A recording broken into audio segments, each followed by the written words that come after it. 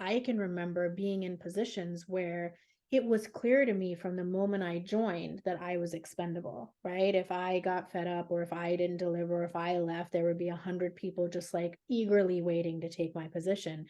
And so I got into these cycles of like the constant need to please, which means that I worked through illnesses. Like if I think of what I allowed myself to do in order to please, in order to prove, in order to succeed, in order to be seen as productive and worthy, I mean, it's pretty extraordinary.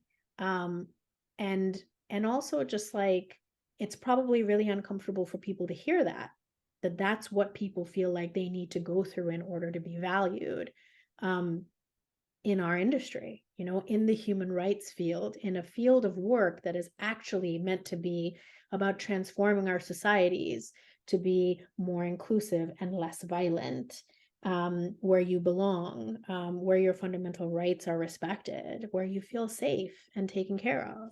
I mean, the irony of that is pretty extraordinary. And I think it's important to have these conversations because when you say it out loud, you're kind of just like, wow, looking back, I've also been in a position like that when I first got COVID and I got hired at this new job.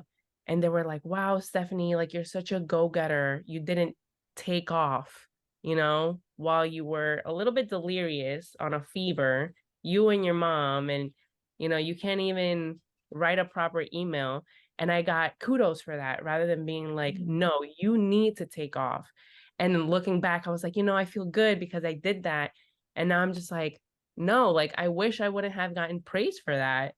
That's not okay. No one should be praised for working through an illness. People should be pushed to rest, to take care of themselves, and to just, you know, worry and nurse themselves back to health.